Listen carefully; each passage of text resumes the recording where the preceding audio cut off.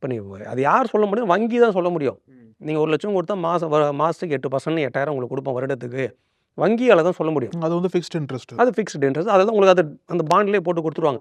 இதில் நீங்கள் போடவே கூடாது. ஆனால் இவங்க ஆயிரக்கணக்கான நபர்கள் இருக்கிறாங்க இந்த மாதிரி சொல்கிறதுக்கு. இந்த மாதிரி இவ்வளோ வாங்கி தரேன், சரி இவ்வளோ நாங்களே வந்து பண்ணி தரோன்னு சொல்லிட்டு பண்ணுறதுக்கு ஆயிரக்கணக்கான நபர்கள் அவங்க தான் இங்கே நிறைய பேர் மாட்டுறாங்க. என் இடத்துல அவங்களோட பார்க்குறது அங்கல்ல, நீ 10% கொடுக்குறீங்களா, 1 லட்ச ரூபா மாதம் 10,000 வருது. அப்படி கொடுத்து அவங்களாம் பண்ண முடியாது. அப்படி வாங்குறவங்களும் கூட ட்ரேடிங்கில் போட்டாங்கன்னா 2 நாள் 3 நாள் 1 வாரத்தில் அந்த பணம் போயிடும். அது மாதிரி அவங்க ஒரு 10 பேர்ட்டு வாங்கியிருந்தாங்கன்னா 10 லட்ச ரூபா அவங்க ஒன்று அதில் போட்டு லாஸ் ஆகி போய் வெளியே கடையை விட்டு போனோம், இல்லை அவங்க அந்த பணத்தை போட்டாலும் வராதுன்னு சொல்லிட்டு அப்படியே எடுத்துன்னு போயிடணும். இது இல்லீகலு. ஆனால் இது லீகலாக மாதிரி நிறைய சுற்றுது உள்ள.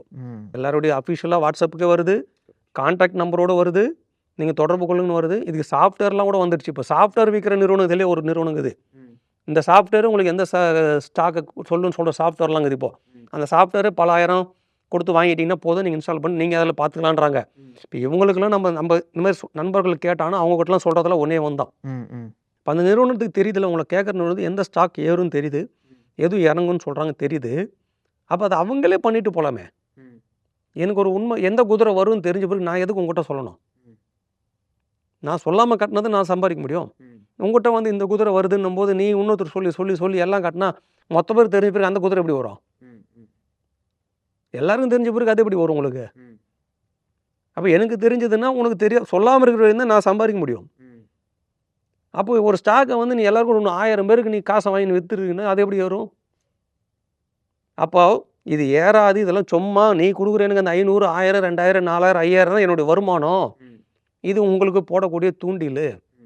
நீங்கள் இதெல்லாம் மாட்டிக்கிங்க, நான் உங்கள் பணத்தை எடுத்துக்கிறேன். இவ்வளோ தான் நம்ம வரோம் சார். நம்மக்கிட்ட இருக்கிற அசட்டோ நம்மக்கிட்ட இருக்கிற எந்த விதமான பொருளோ நம்ம ஏன் மற்றவங்களுக்கு சொல்ல போகிறோம்? நம்மளுக்கு தெரிஞ்ச ஒரு உண்மை மீன்ஸ்னால் இந்த மாதிரி ஒரு முதலீட்டு முறையில் எனக்கு இதில் லாபம் வருதுன்னா நான் ஏன் இன்னொருத்தர் போய் சொல்ல போகிறேன்? இந்த ஸ்டாக்லாம் ஏறுமா நீங்களா வாங்கிக்கணும் ஏன் சொல்ல போகிறேன்? அது நண்பர்கிட்ட நம்ம பேசிக்கலாம். நான் போய் அதை கொடுத்து பணமாக மாற்ற போகிறேன். அதை விட எனக்கு இதில் போட்டு நான் சம்பாதிக்க பார்ப்பேன்னா உங்கள்கிட்ட நீ கொடுக்குற 500 1000 வாங்கிறது பார்ப்பேன்னா. அப்போ இந்த மாதிரி சொல்ல போதே நீங்கள் அப்பயே சொல்லலாம் இதெல்லாம் ஃப்ராடுன்னு.